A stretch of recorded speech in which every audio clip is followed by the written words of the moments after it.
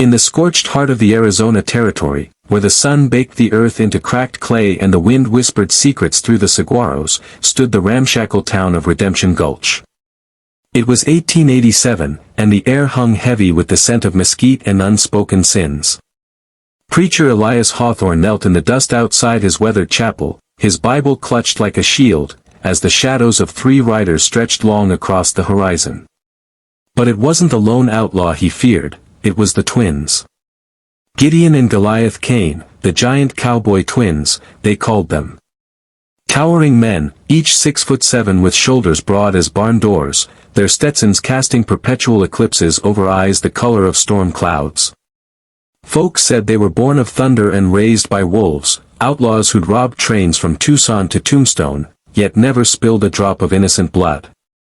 Tonight, under a blood moon, they had come for his daughter. Or so the whispers claimed.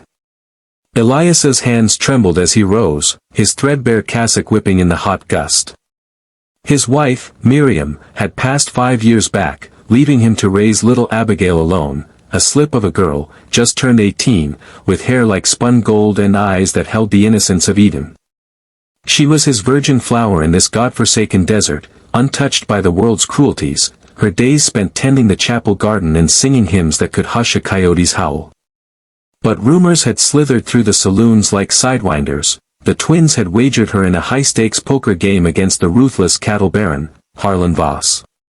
Voss, a man whose soul was as barren as the Badlands, claimed his prize tonight.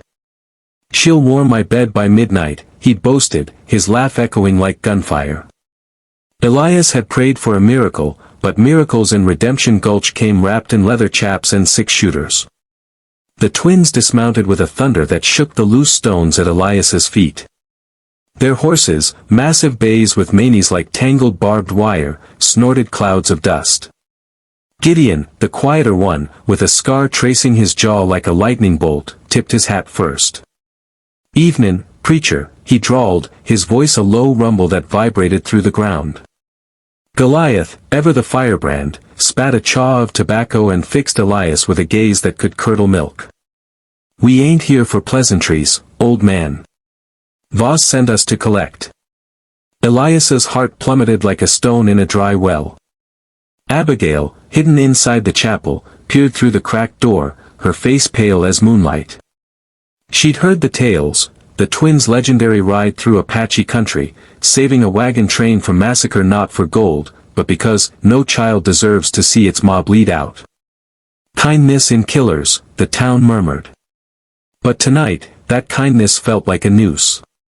Elias stepped forward, blocking the chapel steps, his voice cracking like parched lips. "Please, sirs. She's all I got left of Miriam. Take the horse, the silver cross, hell, take my life if it buys her a night. But not Abigail. She's pure, untouched by this devil's dust." The twins exchanged a glance, a silent storm passing between them. They'd grown up orphans in the shadow of the Superstition Mountains, bound by blood and unbreakable loyalty, their size a curse that made them monsters in men's eyes. Gideon had once confessed, in a whiskey-soaked moment by a campfire, that their bigness was God's joke, a body built for protection, but a heart forever wandering, seeking a home that shunned them. Goliath clapped a hand on his brother's shoulder, the sound like a felled oak. "We don't traffic in innocence, preacher. But a debt's a debt. Voss holds the marker, signed in your name when you borrowed for that roof last winter." Inside, Abigail's breath hitched. She'd always believed in the twins' hidden goodness, slipping them bread and wild honey during their rare visits to town, when the saloon girls scattered like frightened quail. Once, she'd mended Goliath's torn shirt, her fingers brushing his calloused hand, and he'd blushed deeper than a desert sunset. "You're too kind for this place, little bird," he'd murmured.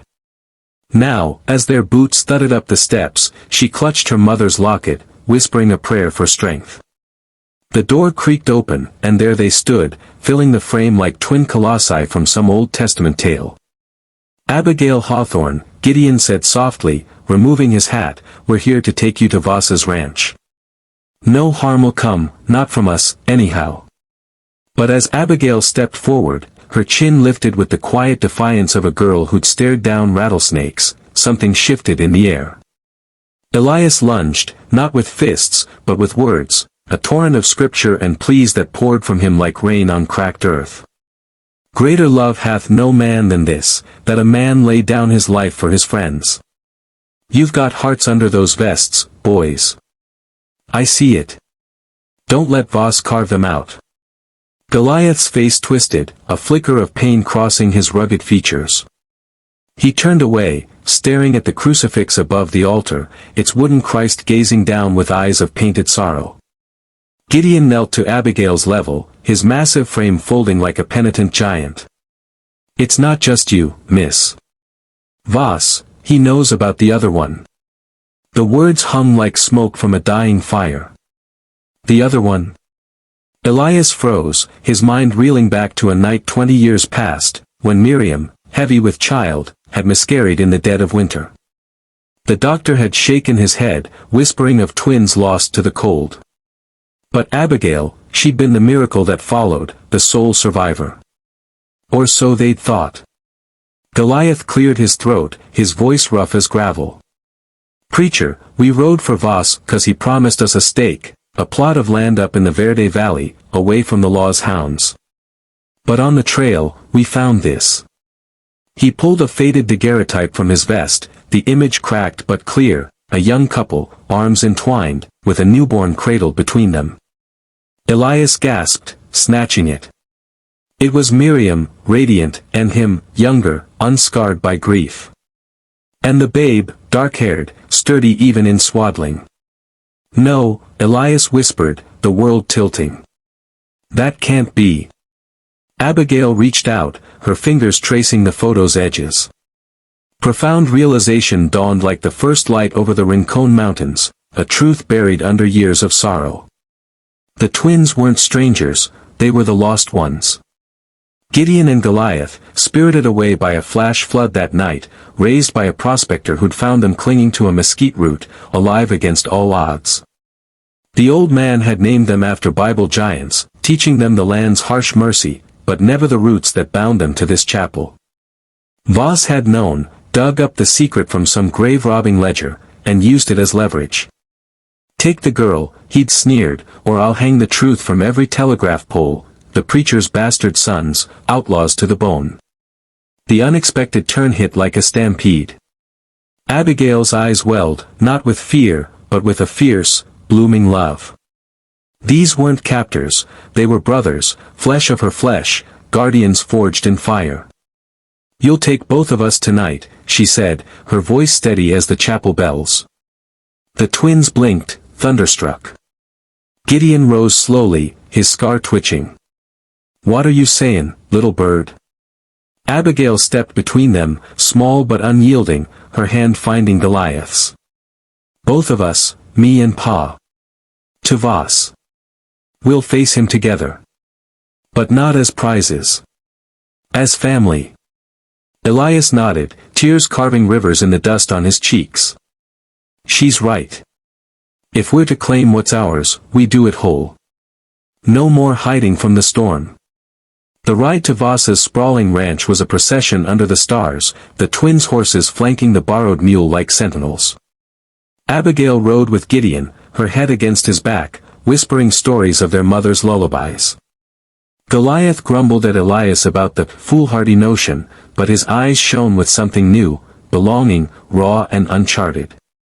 As dawn painted the sky in hues of rose and gold, they crested the ridge overlooking the Baron's empire, adobe walls ringed with armed vaqueros, cattle lowing in the valleys below. Voss waited on the porch, a cigar clamped in his yellowed teeth, his peacemaker holstered low. Brought my due, cane boys. And the preacher's lamb to boot. Generous. But the twins didn't dismount meekly.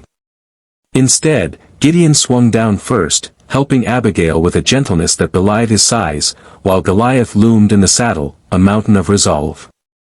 We're here to settle, Voss, Goliath boomed, his voice carrying like a miner's horn. But not on your terms. The Baron laughed, signaling his men, but Elias stepped forward then, Bible in hand, his frailty a quiet thunder. Harlan Voss, you hold a mark